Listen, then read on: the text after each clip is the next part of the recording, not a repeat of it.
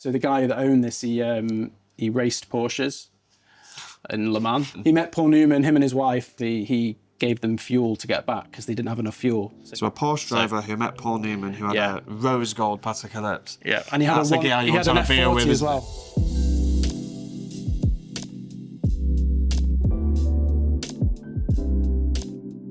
It's been a little while since we've done one of these, but we're really glad to bring it back with you. Obviously, we've known each other for a little while now. Yeah, we have, And you are, in my opinion, one of the best vintage dealers in the UK. Where did it all begin? So basically, from a young age, my parents used to take me around like antiques fairs. Okay. Both my mum and dad were actually artists, painters.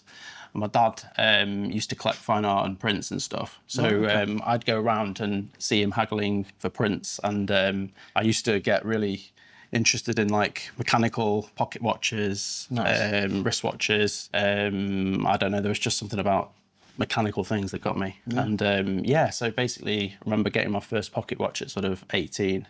Oh, nice. With a sort of engraving in it. That was off both my parents. And you've gone on to build an incredible collection. I mean, your offerings are constantly grade A examples. They're really good. Thank you, appreciate that, yeah. I have to ask, where did the name Vision come from? What inspired Vision Vintage? It just came to me. It came to me in a dream. You had a vision. I had a vision. You had a vision. Essentially, I just got a bit of a ring. I came to a little bit of a epiphany with it, and I just thought this rolls off the tongue. And there is a vision, and there's something to vintage that attracted me, and and I just sort of went with it really, and it kind of organically happened from Instagram. So we'll start with what's on your wrist, because I really like the look of this already. I think I know what this is.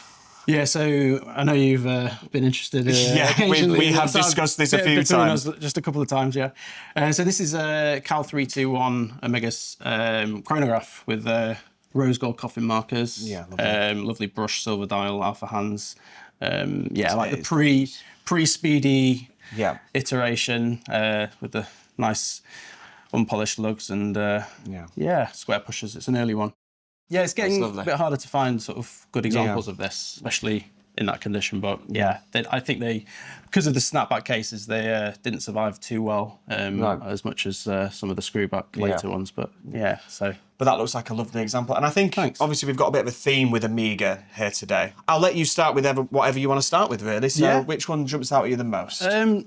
So one that I've been sort of hunting for quite some time now is this early deluxe Constellation from 1958. So this is it's 18 karat gold step pipe and dial with 18 karat gold arrowheads. That is gorgeous. Decagonal crown, and it's got the observatory logo at the back, and it's just in lovely condition. The quality of that back on that's hardly been worn. I mean, with the 18 karat gold ones, they're sort of the first to go, but that's incredible. As I say, like I've had a couple of those over the last sort of 20 years, and that's probably up there with one of the best I've had. Yeah. Just really nice shape all over overall, really. And I know we'll be covering a few other Constellations today, but the deluxe are just like next level up, aren't they? Just the finish on them, the Cal 505 and the movement and the everything about it, really. That's so you said 1958. That's one of the very, very first ones. It's an early one, yeah. So and then we've got that actually. We've got 1952, which is kind of where it's got the non-applied. It's just got the logo, but it has got the Omega printed. Yeah. And that's a screwback case, which again, can't really fault the condition. It's just the condition is absolutely it's crazy. flawless. I think that was just the guy just had it locked away in his safe for So these came from occasions. two separate people? Yeah. Oh, wow. Yeah, so these collectors have just had them in the collections for years, really. That's really nice. So 1952, did you say? 52, yeah. Wow. Yeah. So it's an early one with the screwback. Make note, modern Omega. This is what Omega should look like, I wish they'd bring them back. Yeah, it'd be amazing. So we'll keep on the Constellation theme, because I know there's a few others here. Yeah, so this is another one which, again, you'd look at it and it's a bit of a, under the radar piece. White gold, dog-legged Constellation, reference 168005 from 1962. So they made like special order Constellations, which you'd actually order from EAD. Again, you would look at that and just think it was I think it was steel, yeah. steel pie pan, but you've got the engravings on both sides of the lugs and the case back on that. Now, this is interesting. This is actually the very first white gold Constellation I've ever held. Oh, really? Yeah, I've never seen one of these before. That is absolutely... Yeah.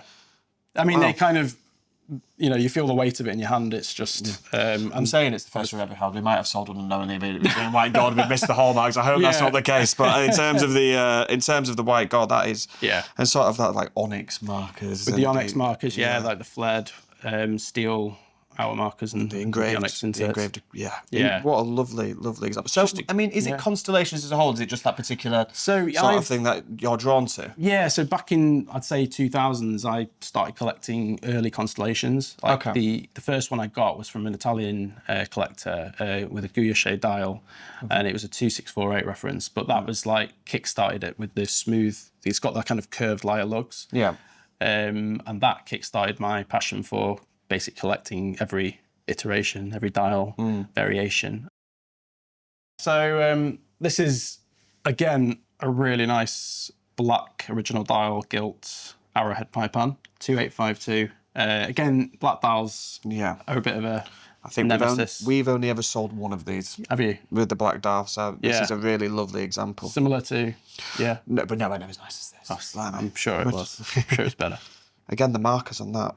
Lovely. It's just a bit different, like the crosshair and nice case. And what year did you say this one was again? That's a 1952. So it's like 13 million. So there is a 12 million theme of these 50s Constellations. So they kind of all case-wise, they're all sort of quite similar. With the lyre lugs and observatory back. Because the dogleg's more 60s, isn't it? That was pretty much exactly. Sort of late 50s, early 60s, wasn't it? They go up to like, I think there's a Japanese one in like the 70s as well, like a Japanese model where they inverted the Constellation and took away the logo. But it's... And like I said, trying to find Constellations, I mean, obviously we see a lot of the gold capped cases and the steel cases as well, but finding these 18 karat gold ones, these heavy cases, they are hard to find.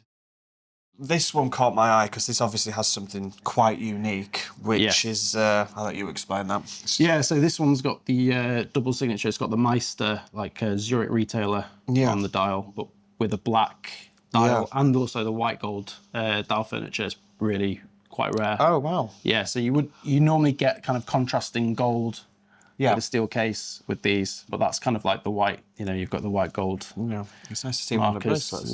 Yeah. I like the glossy sort of finish to that that's a sort of a nice mirror gloss, which you don't often find with those as well. That's again quite a nice it's a lovely, combination. Lovely example. And the dog legs are very sharp. It's a proper dog leg.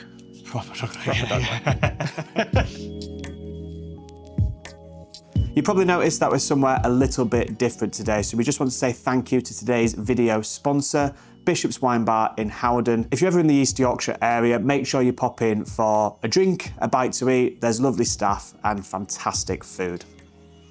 Well, we've got one more Constellation here, so I'll let you talk to me about this one. Yeah, so this is a transitional reference, 14393, and it's basically the first dial with the arrowheads. Well, it's the last dial of the 50s going into the 60s. Right.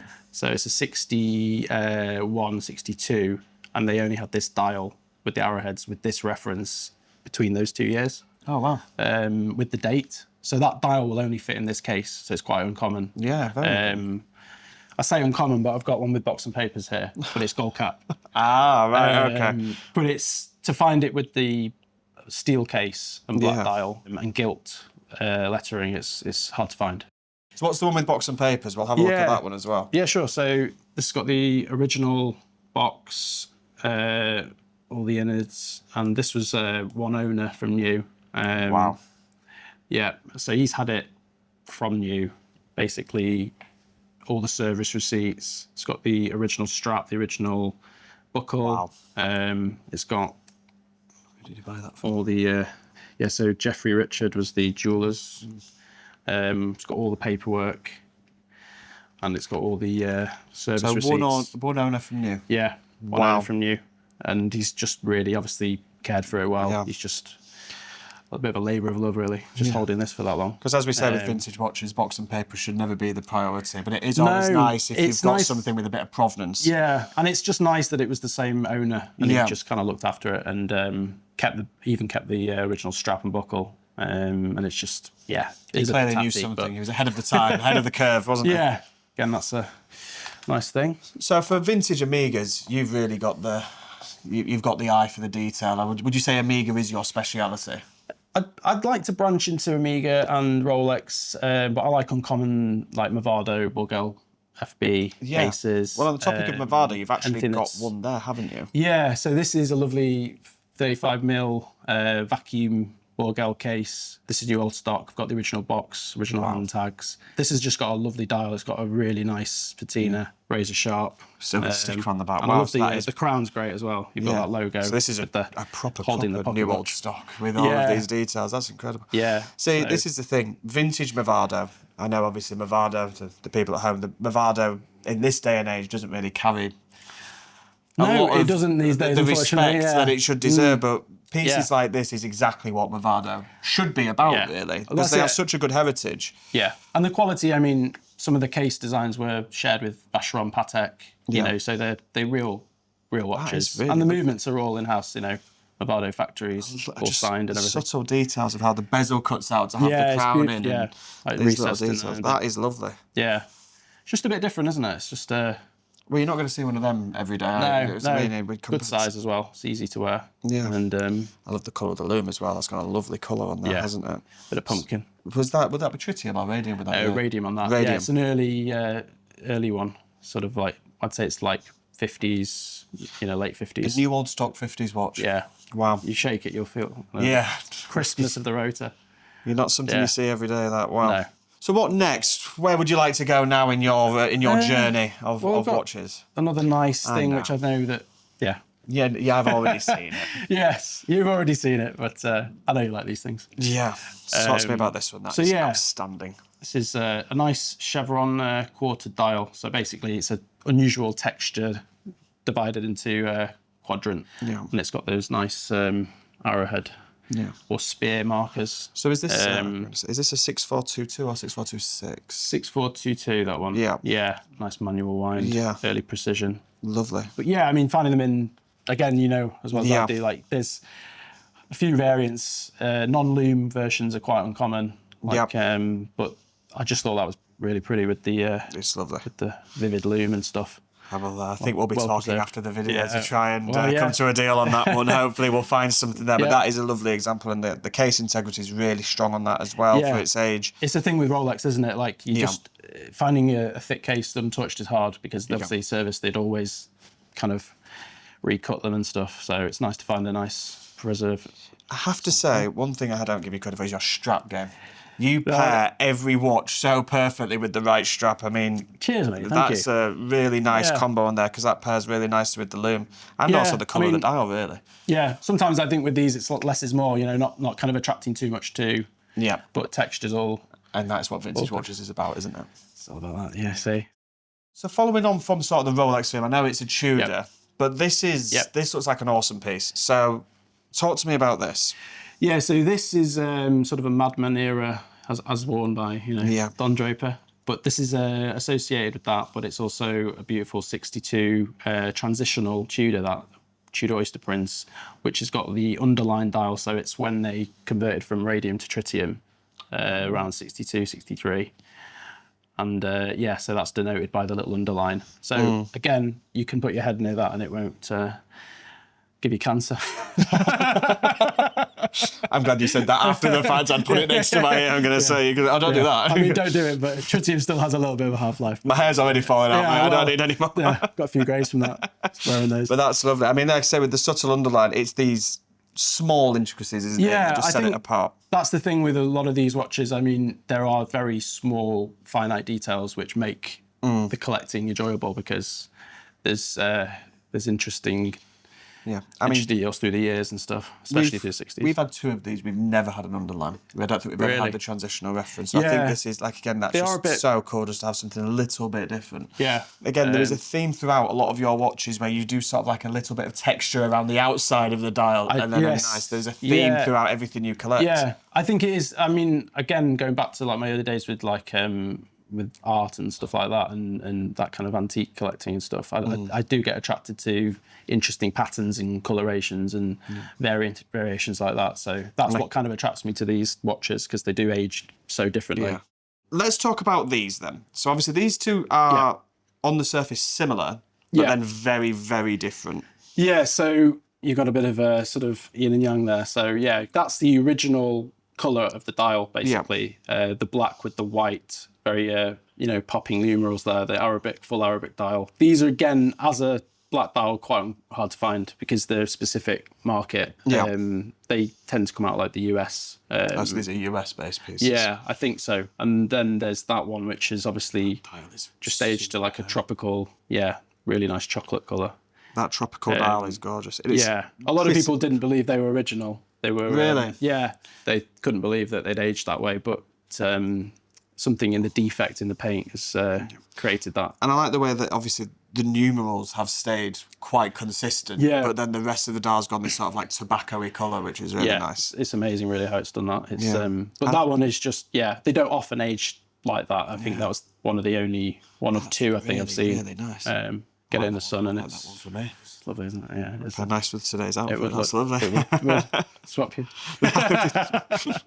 Very, very nice. So US market for these, did you say? I think they seem to come out of the US. I can't be certain it was 100% because I've never had an archive for these specific dials, but there's a common theme that they do come out of. And in terms of how many years separate these, if any? What's the sort? They're all around the same, so 64, 65 early. So it just shows just how 60s. Variations of vintage watches can come about, because you've got very limited production time between these two, but this one's obviously led a very, very different life compared to the black dial. That one's obviously been, probably if it's been in America, in the sun and for the last God knows how many years. There's a lot of talk about that, whether it was dials that were left in drawers and just left from a different condition, like a different heat, but the humidity, but just the condition they were left in that changed the dial colour, or whether they were actually direct sunlight. So I don't know whether, with that particular one, I don't know whether it was that or it's just the condition of the heat, or... You just know it's a bloody lovely dial. Bloody lovely, isn't it?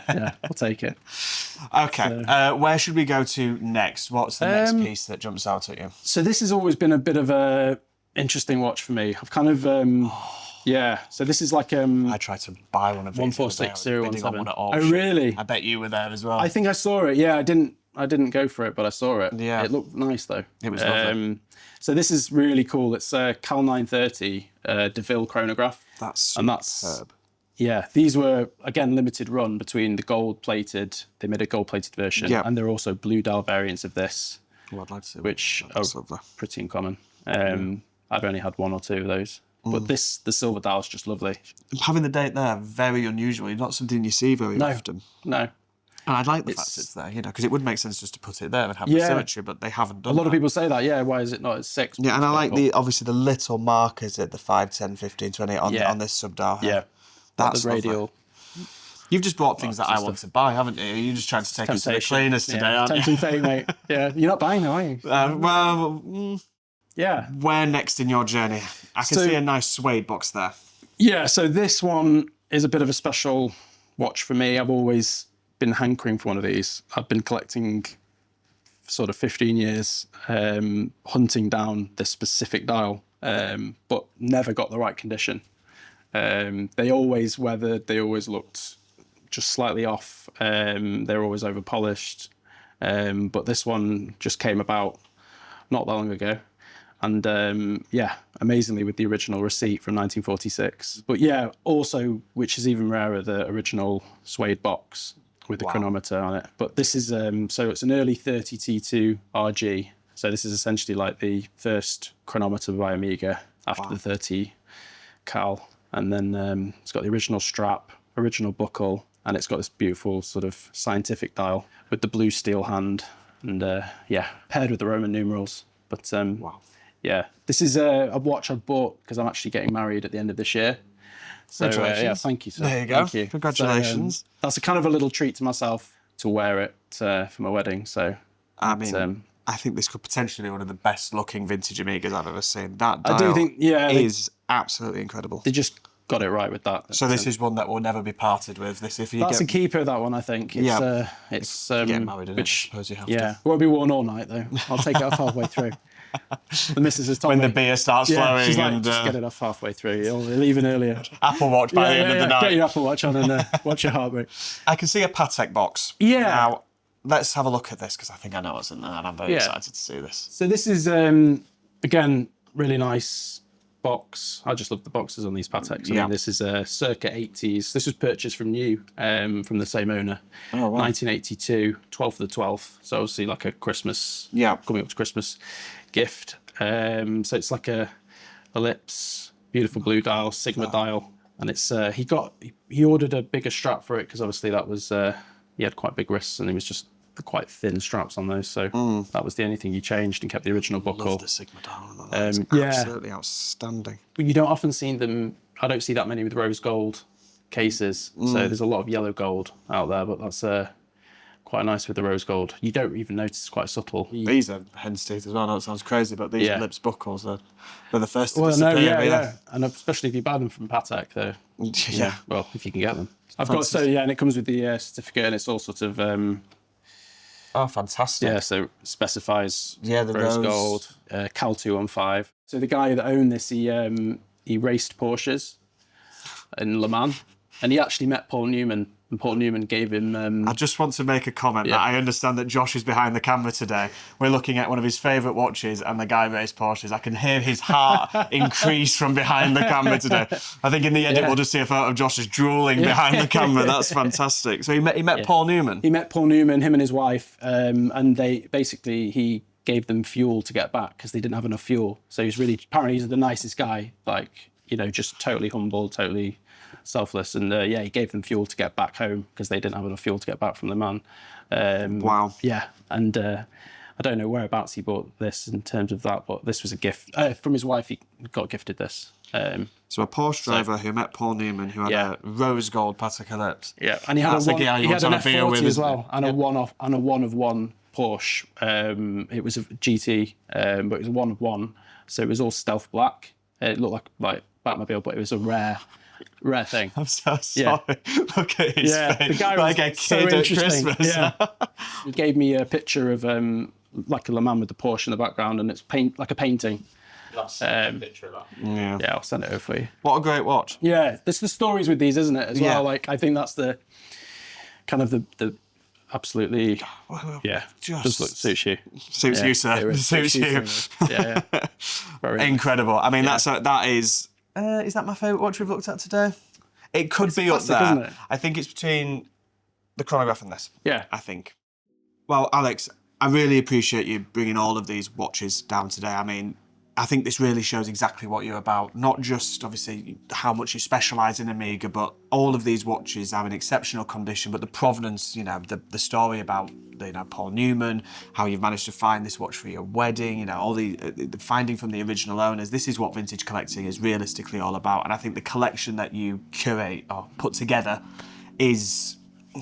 something we all could admire. So I'm really impressed with the watches that you brought down today. Thank you very much for bringing them. Oh, thank you. Thanks for inviting me. For everybody at home, if they want to find you or find out more, where do they need to go? You can find me at Vision Vintage Watches on Instagram or at www.visionvintagewatches.com. Guys, remember to like and subscribe. It helps us more than you know. And we have weekly videos coming out with our Hard to Watch series. And thanks to Alex, A Moment of Your Time is back. Please let us know if you've got anybody in mind that you would like to see us interview.